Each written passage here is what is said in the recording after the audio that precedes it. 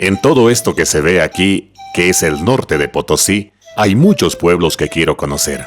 Por ejemplo, aquí está Torotoro, del cual me hablaron muy bien y espero conocerlo pronto. También San Pedro de Buenavista. Pero ahora, en esta ruta del estaño, yo partí desde Oruro y viajé por este camino hasta llegar a Machacamarca. Luego regresé un poquito para tomar este otro camino que me hizo conocer Huanuni y desde aquí a la ciudad de Yayagua. Ahora, con el crecimiento poblacional, Yayagua, Siglo XX y Catavi forman una sola ciudad. Pero si llegas hasta aquí, se hace imprescindible también conocer Uncía, que está a menos de 10 kilómetros de la ciudad de Yayagua. Un pueblo con mucha historia por contar. Ahí me dirigí por un camino de concreto para conocer dicha población.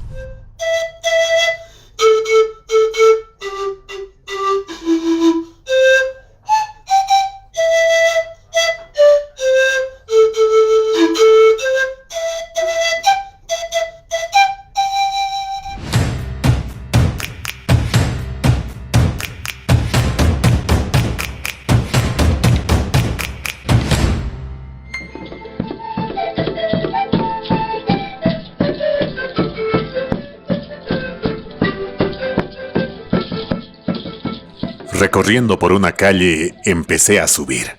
Mi destino era llegar a un sector con mucha historia llamado Miraflores.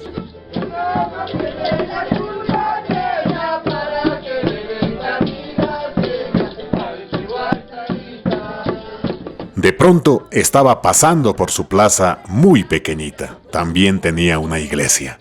Y más arriba tuve que detenerme en un lugar donde vi mucha gente comiendo helados. Y como eran más de las 2 de la tarde, se me antojó probarlos. Maracuyá. Maracuyá. ¿Lo de acá? Plátano. Plátano. Bicervecina. Ya. Chirimoya. Ya. Canela. Canela. Frutilla. Y frutilla. Sí.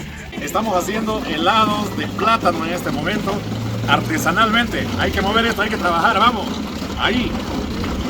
¡Qué cosa más rica! A 5 bolivianitos, que es menos de $1, y la costumbre había sido en toda esta región comerlos acompañado de maní tostado, che.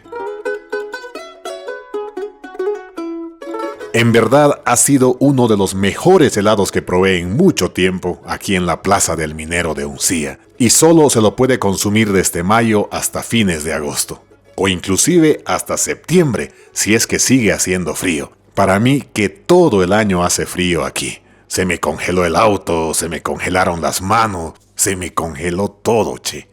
Uncía lomita, Yayagua lomita, lomamanta, lomahampuy palomita. Pero bueno, después de disfrutar eso, había que seguir subiendo cuesta arriba. Después, por un camino que iba por las antiguas vías de tren, llegué hasta el lugar donde era la ex estación de trenes de La Salvadora. Historia pura. ¿Cuántas personas habrán llegado hasta aquí en los trenes desde Machacamarca, Uncía y viceversa? Unos minutos más tarde, por una vía bien enlocetada, ya estaba llegando a Miraflores. Para que Cholita te conocerían, para que mis ojos lloren cada día. A la entrada nomás se podía ver notoriamente la casa de Patiño. Grande. No sé qué hacía con tantas habitaciones. Una parte estaba totalmente deteriorada, pero había otra que estaba restaurada y parecía un museo, pero no había nadie para poder visitarlo por dentro. Pero mirando los alrededores vi, por ejemplo, un teatro de ruido. Patiño tenía su propio teatro donde cuentan que se hacía traer a los mejores artistas del mundo.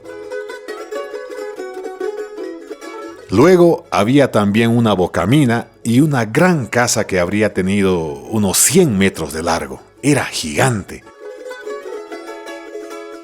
Cuando me fui caminando hasta la parte delantera, un letrero también con letras grandes decía Planta Diésel Miraflores.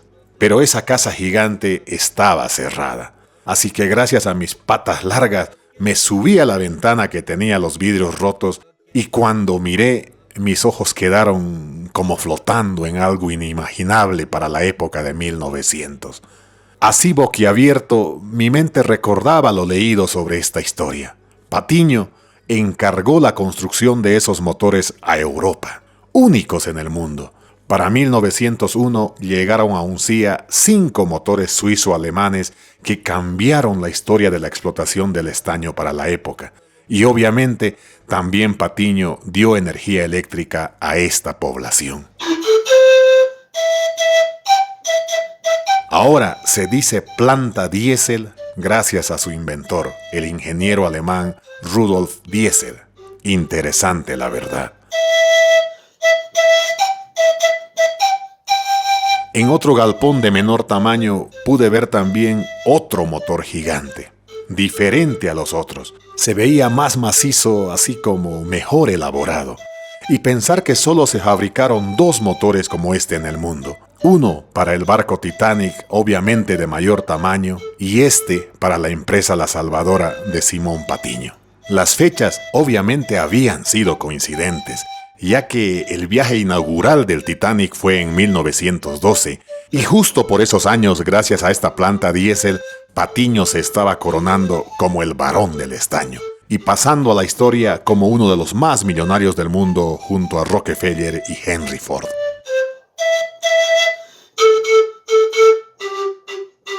A poco, y después de hacer unas llamadas, por fin pude entrar a la casa de Patiño.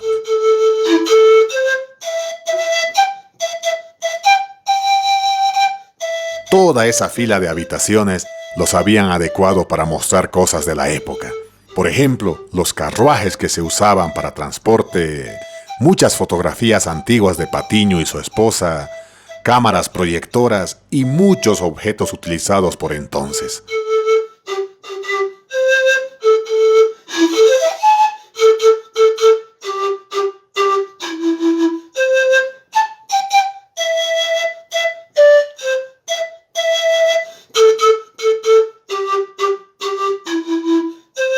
Me sorprendió ver este lugar de velatorio que se tenía para entonces. Me sentía en la Edad Media. Y al ladito había un tío de la mina que dice que incluso hasta 1990 estaba dentro de esta bocamina frente a la planta diésel. También pude ver un salón privado donde Patiño organizaba sus fiestas junto a su gente más allegada.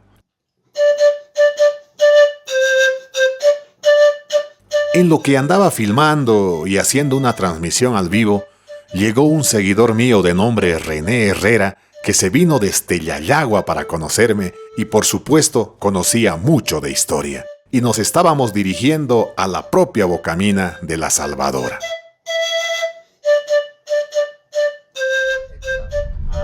Y posterior a la masacre de Uncía, en el gobierno de Batista Saavedra, ya pues los extranjeros deciden irse y se van a radicar a Santa Cruz. Unos 15 minutos después estábamos llegando a este paraje desolado.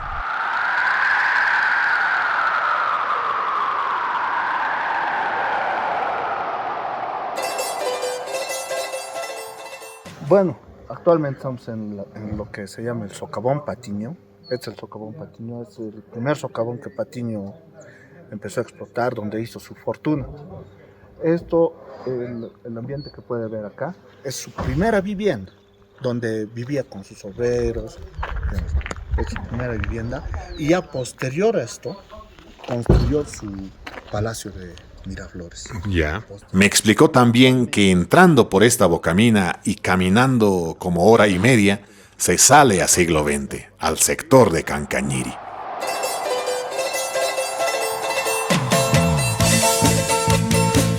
En el lugar había unos mineros descargando mineral de este carrito llamado La Zorra y lo estaban pasando a una movilidad Land Cruiser todoterreno. Me sorprendí ver cómo lo cargan, che, a full, considerando que cada bolsita de estas pesa como 50 kilos.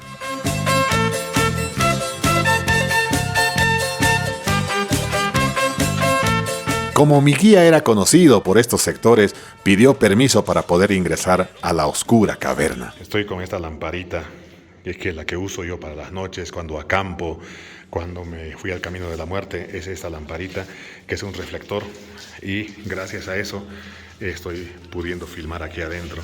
Fíjense. Caminamos por más de 1 hora hasta llegar a los parajes. Bueno, este lugar ya está sostenido por cayapos, esto lo llaman cayapos. Esto es madera, esta madera ya se ha instalado acá desde la época de la Patiño Mines. Y mire, tantos años y sigue. Esto lo colocan aquí porque es un lugar que cede. Exacto. Y cede y hay bastante humedad, como puede ver. Y una buena madera porque no se pudre, ¿no? Claro, esta madera lo trajeron pues desde Estados Unidos. ¿Esta madera? Así es pino Oregon. Pino Oregon. Por primera vez en mi vida estaba viendo algo así. Me daba miedo, la verdad. Aquí hubieron muchos accidentes de gente sepultada por derrumbes, pero René me daba confianza y me explicaba. Lo ponían en una escalera y entraban. Y allá hasta el hueco, a ver, alumbramos al hueco. ¡Guau! Eso es increíblemente. La gente subía por esos huecos, ¿no? Exacto. Como topos, había huecos por todos lados, che. Puede ver ahí el socavón es bastante pequeño, que le aseguro que si usted va de parado, No entra. no entra.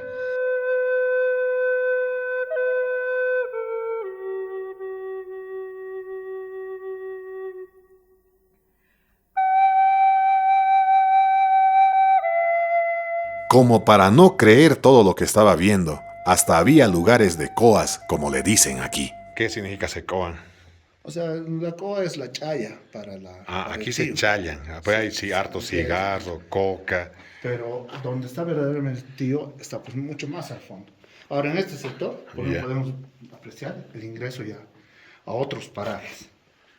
Y puede ver, mire la pendiente. ¿Y por aquí entran? Entra por acá. Es totalmente bajada. Exacto. En verdad, conocí mucho gracias a mi guía. Lugares con cargas de mineral, aguas totalmente ácidas con un olor muy penetrante y, por supuesto, mucha historia.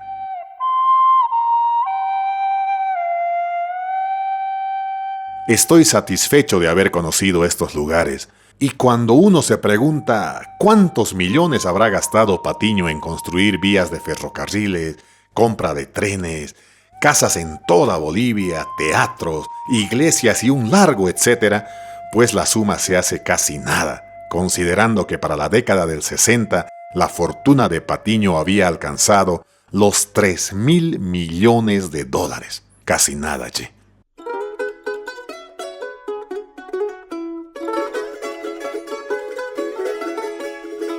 Quiero agradecer a Israel Albert Guillén por todo el apoyo en Yayagua y Siglo XX y a René Herrera, quien estuvo en Uncía contándome mucho de esta historia minera, quien también me obsequió una revista sobre la ruta del estaño. Ricardo, agradecido por tu visita. Muchas gracias por visitar esta tierra minera de Yagua. Y espero volverte a ver muy pronto. Y como muestra de la hospitalidad te obsequio esta revista, en la cual tú vas a encontrar mucha información sobre la ruta del estaño, sobre lo que fue la minería en tiempos de Patiño y Conmebol. Y bienvenido y muchas gracias por tu visita, Ricardo. Muchísimas gracias, René. Sé que voy a volver, sé que vamos a conocer más lugares. Un abrazo, mi hermano. Te esperamos. Hasta luego. Sumas puncha y minero caray, qué linda tierra tenés vos acá. Súbete al cerro y mira nomás, el viento canta y la luna también. Si tengo suerte yo te llevaré dentro mi rancho bajo el Motacú. Al caer la tarde regresé por el mismo camino que al ir lo había pasado de noche. Y como parte de esta misma ruta también conocí este puente de 1914 a orillas del camino que queda como mudo testigo en esta historia del estaño enmarcada en la vida de Simón Iturri Patiño.